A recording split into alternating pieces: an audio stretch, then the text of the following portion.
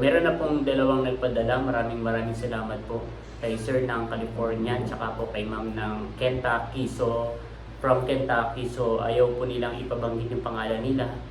So hindi po sapat yung pagbibigay namin ng pasasalamat para makabawi sa mga tulong po ninyo, pero yun lang po yung pwede po namin na magawa bilang kaibigan po ni Teresa. Kaya sa mga tumulong po kay Ate Teresa ay maraming salamat po dahil malaking tulong po yung naibigay nyo sa gamutan niya. Marami po salamat sa tulong po ninyo. Malaking bagay na po ito na ibigay mo. Salamat po. Bounce.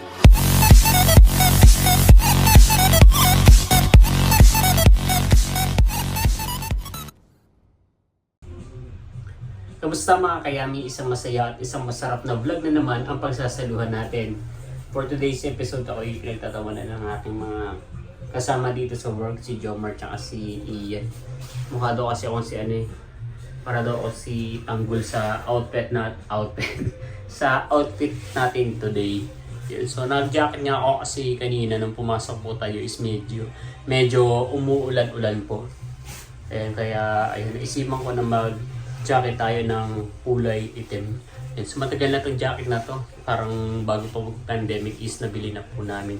At ito isa sa paborito ko na jacket. Although hindi talaga ako mahilig mag-jacket kasi hindi naman ako lamigi na tao. Kaya bihira ko lang po siyang magamit. Ayun. So marami po tayong gagawin today. Mga reports, walang katapos ng reports. At bukas nga po is may meeting kami dalawa. Yung sa head office at saka po yung isa is yung weekly alignment natin na ako nga po yung magpapa-facilitate nun, kaya yun po yung isa sa pinaghahandaan ko na reports kasi ako po yung nag-consolidate ng lahat ng mga reminders for the past weeks at ako po yung magpipresent doon. Kaya mga kayami, kasama ko na po ulit ngayon si Papa D at mag-merienda na po tayo. Pero tayo ngayong kape saka po mga pikos na cake. Parang mula nung tumutong taon na ito, di pa tayo ulit nakakapag-pizza, ano? Hindi naman. O hindi tayo nakulit nakapag-merienda ng pizza. Anong flavor po? Ayan. Ang flavor po ng pizza natin ay Hawaiian. O, tapos meron tayong coffee. Tapos na pala si Teresa, nagchat-chat pa rin sa'yo? Hindi pa siya, ang sabi kanina, hindi raw natuloy yung CT scan. Oh, hindi na naman natuloy? Kailangan daw i-check muna yung creatinine niya. Parang napakalaki daw yung procedure. Tapos, sinibihan sila kanina ng clinic na hindi raw pala 7,500 yung kailangan nila. Yung kailangan daw pala nilang pera pang pa-CT scan is 25,000. Oh? Oo. Kaya ngayon, naghahagilap na naman sila. Ewan ko, parang sobrang sunod-sunod yung hirap talagang mag-scan. Ay mga kayami, so bali po ay magbimerenda na nga po tayo at pinag-uusapan po namin ngayon si Aling Maliit dahil nga po sa kanyang kalagayan. Hindi pa rin po mabuti yung kanyang kalagayan at kailangan niya po talagang ipa-opera. Pero bago pa po siya magpa-opera, kailangan po muna siya magpa-CT scan dahil meron nga daw pong nakitang bukol sa kanyang sikmura. Pero nag-advise ulit ngayon ng ang doktor nila na hindi pa pwedeng ipa-CT scan, kailangan pa ng isa pang test ng ano yun? Creatinine. Yun. So napakarami procedure na gagawin para bago natin malaman kung kailangan daw siyang operahan. At syempre napakagastos po nun kaya nakakaawa po yung kanilang kalagayan. Ayun. At nagpapasalamat naman po ako sa mga nagko-comment at nagbibigay po ng tulong. Naman po yung halaga na maitutulong ay napakalaking bagay na po para sa operasyon po ni Aling Maliit. So, merienda muna tayo.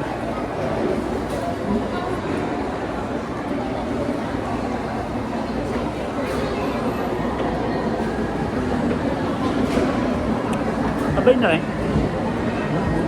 ma-vlog dito hanggang.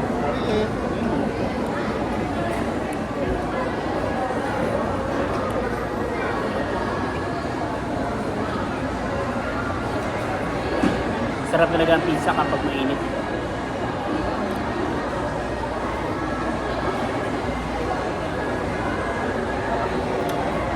Magkano yung ganito? 100 ano? 100 lang? 105 na. 105 na? Dati 90 lang.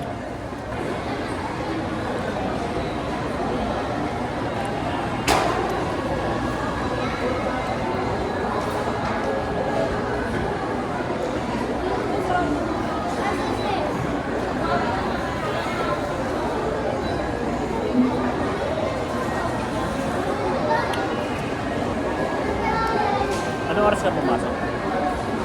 Well. Nauna ka na lang umuwi na. Tapos na po tayo magmerienda at tumitingin po si Papa din ng mga damit. Magaganda yung ibang design. Nakabili na po siya rito ng 2 piraso kahapon, no? Kahapon ba? Mga oversize nga lang kaya hindi babagay sa inyong kayami. Kaya kay Papa din na lang.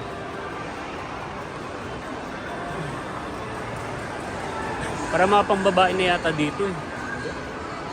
Pambabae.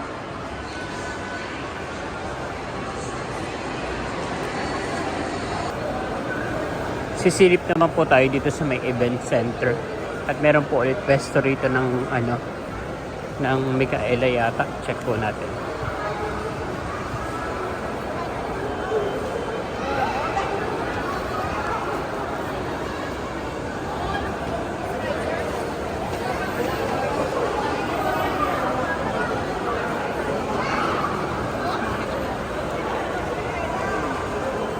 Meron nga po ulit pwesto rito yung Micaela.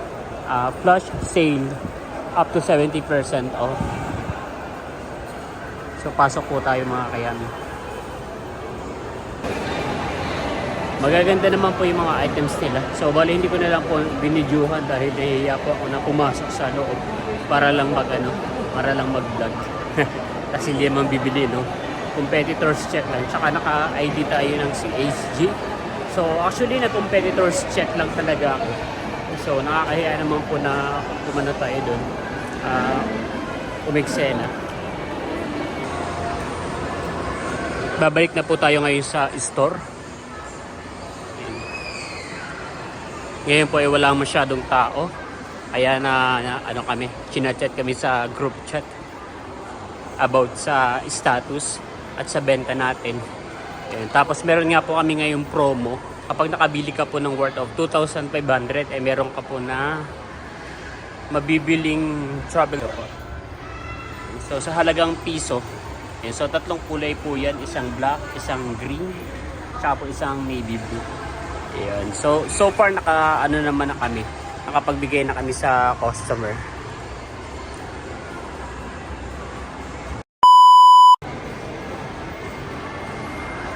Out na po tayo mga kayami sa work. Uwi na po tayo ng bahay.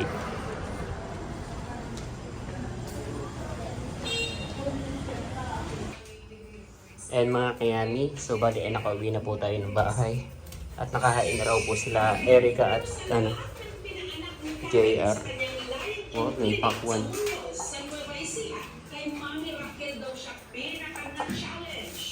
Bali nagluto po sila ng gulay po na may itlog. Si JR po yung nagluto niyan. At ang kanin natin ngayon ay brown rice. Red rice na taro. Red rice ba? Halo din. Para mas tayo, healthy living. Bali pati yung mga asong ngayon ng red rice. Wow. Sino ba tayo kanin dyan? Kahit po mga kayami.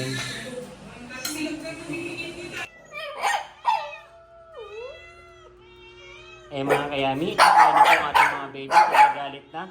So naipaganda na po natin sila ng pagkain. Nadamay sila sa ating brown rice. Juice bar! Ito yung sa inyo.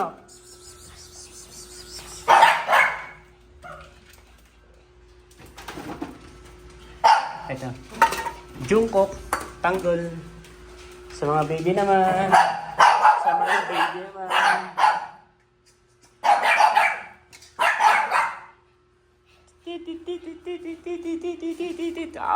Okay. Ano sa'yo baby ko?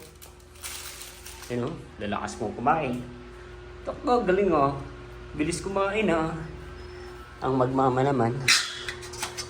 Si Mama Happy at si Baby Buluno. Doko babe. Kay Uno po ay mas marami lagi dahil yan po ay malakas kumain.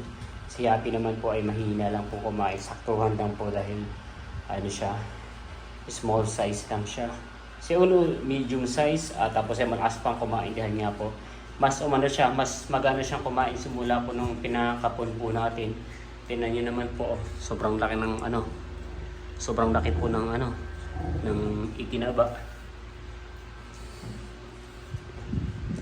normal, normal thing na po yung laging mga nakakalat dito sa sala natin dahil napaka haharot po ng ating mga alagang puppies. Sila nangaagaw na hindi pa tapos. Nako, ugali po na yung mga yun, ganyan. Hanggang sa naubos na lang. Ayan na nga po, mga nagbabawi na talaga sa pagkain ng mga baby ko na yan. Naubos na po yung kainan nila at lumilipat po sa kainan ng kanilang papa. At sinisilip kung may pagkain pa. Ayan. So bali ang lagi po nakakapagtira ng pagkain ay si Happy, konti. Tapos po yung mamaya iuubusin ni Uno. Ubusin mo ba? Bibigay ko na sa mga anak mo. Bigay ko na sa asawa mo. Kakainin mo ba to? Ayaw na? O ito na, Scarlota. Takbo. Oh, baby. Kinakain na po. Si Happy namili lang eh. Pinili lang yung mga atay eh.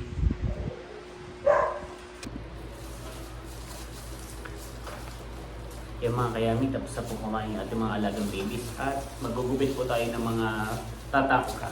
Mga ilang pieces po? 1,000 pieces.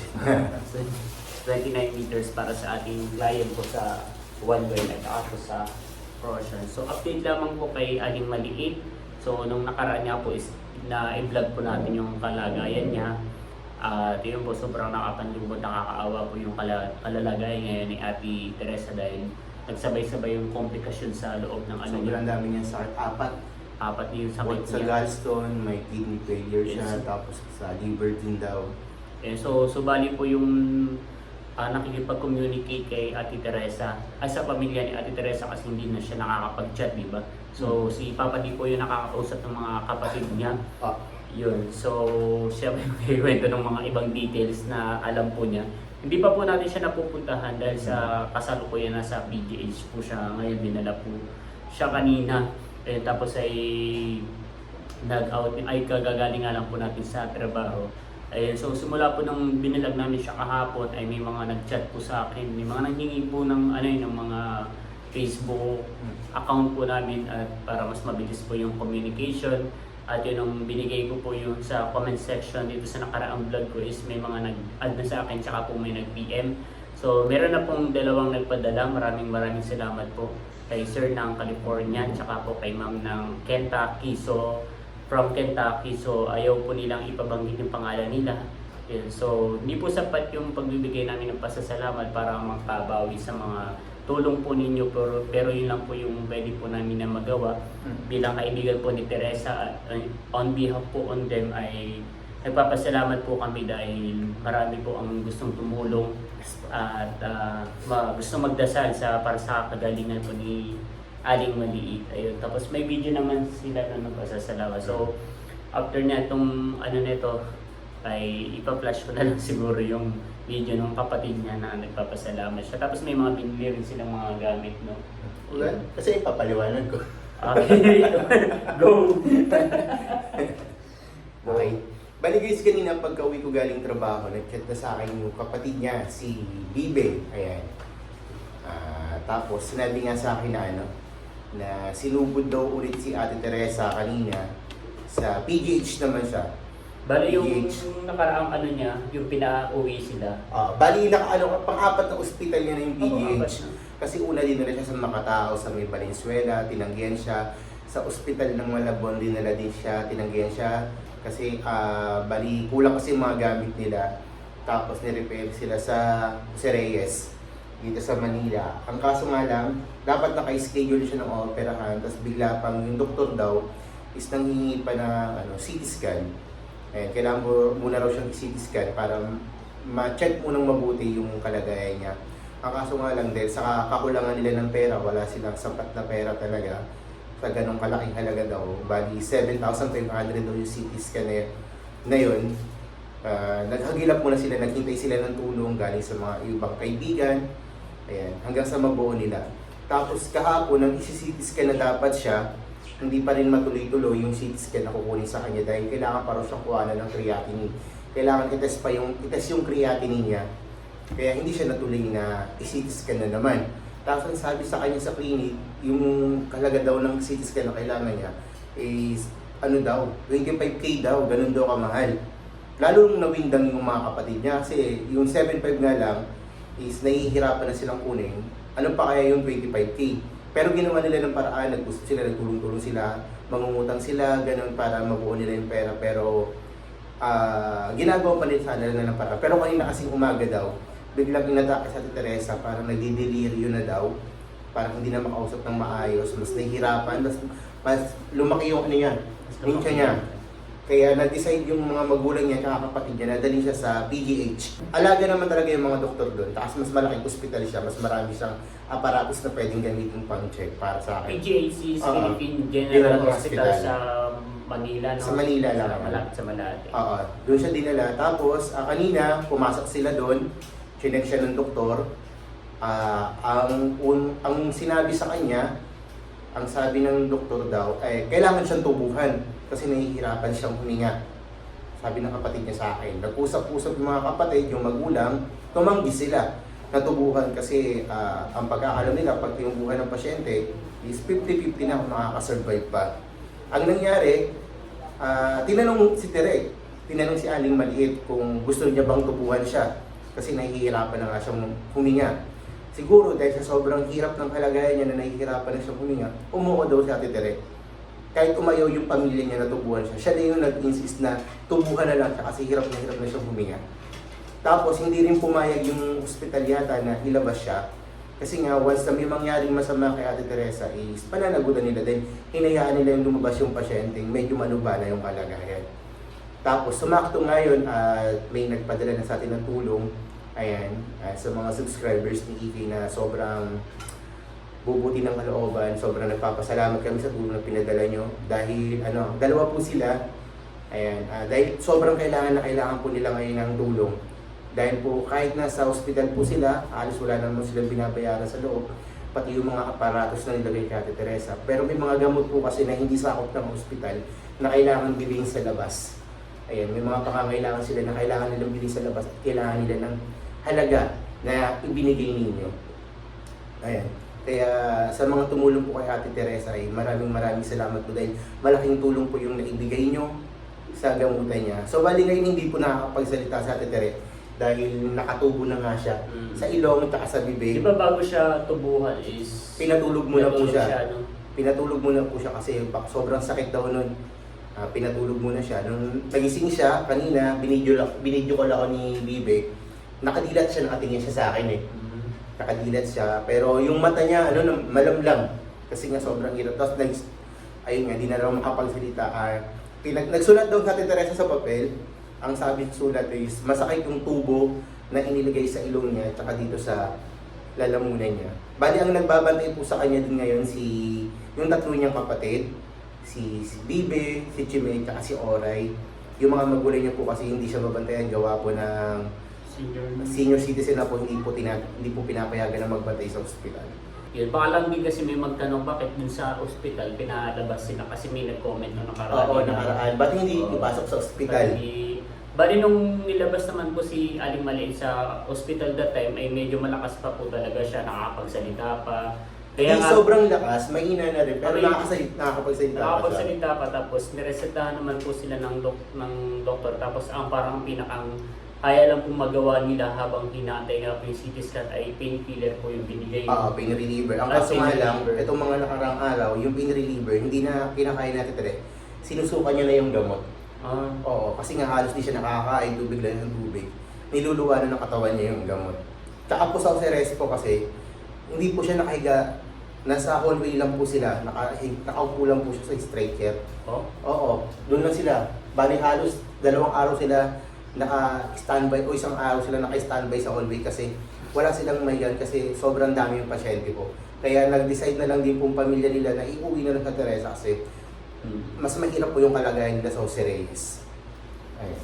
So, yun po. So, hinihiling pa rin po namin yung patuloy na pagdadasal at pagsuporta po para po sa kagalingan ni Aling Maliit.